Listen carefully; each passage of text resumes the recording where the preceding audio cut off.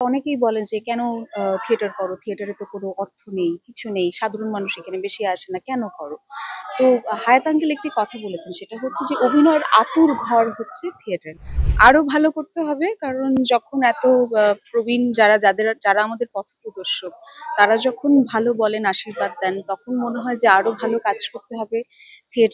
বাংলাদেশের থিয়েটার সম্পর্কে মানুষের যে ধারণা, সেটাকে আরেকটু পজিটিভলি নিয়ে যেতে হবে। সাধারণ মানুষকে আরো ইনভলভ করতে হবে। এই যে আপনারা এসেছেন, এটাই তো দারুণ একটা ব্যাপার। প্রথম বিষয় হচ্ছে, যেহেতু সিদ্ধার্থ নামটা শুনলেই বুঝতে পারছেন যে একটি পুরুষ চরিত্র, কিন্তু যখন আমাকে কাস্টিং করা হয়, তখন আমি স্যারকে জিজ্ঞেস করেছিলাম যে আমি কেন সিদ্ধার্থ। তখন উনি আমায় বলেছিলেন, সিদ্ধার্থ আপনার কাছে কি? তখন আমি বলেছিলাম অনুভূতি। তো তখন উনি আমাকে বলেছিলেন, অনুভূতির কি কোনো লিঙ্গ হয় কিনা। সো এরপর থেকে আসলে সিদ্ধার্থকে যত দিন যাচ্ছে তত বেশি আমি বোঝার চেষ্টা করছি। তাকে খুব সহজে বোঝা যায় না।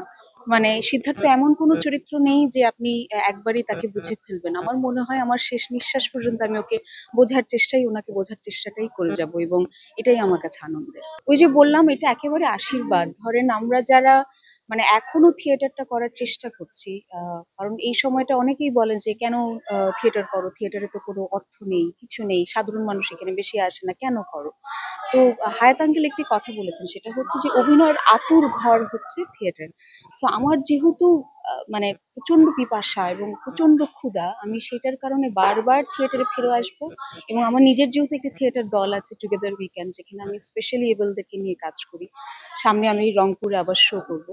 সো আমার একেবারেই এটা থাকবে যে আমার বেসিকটা, আমার তীর্থস্থানটা সবসময় থিয়েটারে থাকবে। আমি কাজ করতে কি আমার সন্তানকে কখনো ডিপ্রাইভ করব? সো আমার কাছে প্রেম যদি থাকে, আপনি নিজে অবশ্যই সময় বের করতে পারবেন। এটা আপনার প্রায়োরিটির উপর নির্ভর করে। যেমন ধরেন, এই সময়টা আমার অন্যান্য কাজ ছিল।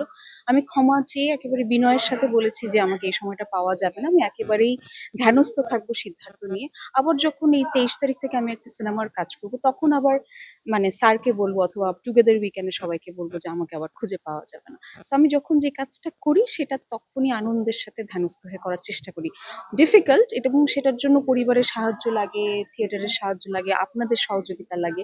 কারণ বেশিরভাগ মানুষই ভুল বুঝে যে কি ব্যাপার, নশোবা ফোনটা ধরছে না, অথবা নশোবা ডেটটা দিচ্ছে না। কিন্তু আমি আসলে যখন যে কাজটা করি, সেটার মধ্যেই থাকতে চেষ্টা করি।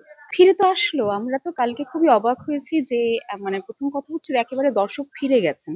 কেউ আবার অভিমান করে ফোন করে বলেছেন যে কি ব্যাপার, এটা কিভাবে সম্ভব হলো? থিয়েটারের সকল টিকিট কিভাবে বিক্রি হয়ে গেল? এটা আমাদের কাছেও ভীষণ একটা দারুণ ব্যাপার এবং আশীর্বাদ বলতে পারেন। আজকেও হাউসফুল, এবং আমরা যতটুকু জানি কালকেরও সকল টিকিট বিক্রি হয়ে গেছে। আপনি যদি দর্শককে কখনোই আসলে মনে করাটা ঠিক নয় যে বাংলাদেশের দর্শক তৈরি না, তারা তৈরি।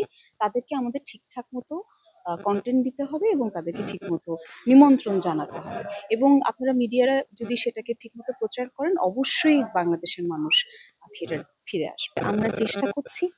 আরশিনগর বলেন, বাংলাদেশের যত দল আছেন, আমাদের টুগেদার উইকেন্ড বলেন, আমরা চেষ্টা করছি শুধুমাত্র ঢাকাকে কেন্দ্র করে নয়, পুরো বাংলাদেশটাকে একেবারেই শিল্প এবং সংস্কৃতির যাতে আমরা বারবার এই চর্চাটা চালিয়ে যেতে থাকি। কারণ মানসিক বিকাশের জন্য হলো, এবং একটি জাতির অলংকার হচ্ছে শিল্প এবং সংস্কৃতি।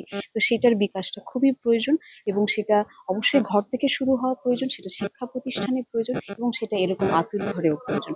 তো আপনাদের সমালোচনা যেমন প্রয়োজন, আপনাদের আশীর্বাদ তেমন প্রয়োজন।